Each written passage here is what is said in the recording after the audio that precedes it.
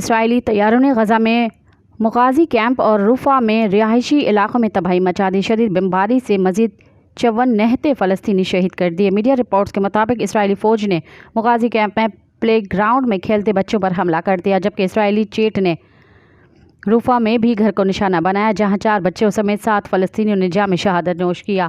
خان یونس کے ایک اسکول سے 1000 پاؤنڈ وزنی بم برآمد ہوا ہے۔ اسرائیلی فوج نے غزہ شہر میں پولیس کی گاڑی پر بھی حملہ کیا، جس کے نتیجے میں پولیس کے 7 اہلکاروں سمیت 9 فلسطینی شہید ہو گئے۔ بچوں کے لیے اقوام متحدہ کی تنظیم یونیسیف کا کہنا ہے کہ غزہ میں ہر 10 منٹ میں ایک بچہ جاں بحق یا زخمی ہو رہا ہے۔ غزہ کے بچوں کے چہرے مسلسل جنگ کی خوفناک تصویر کی عکاسی کر رہے ہیں۔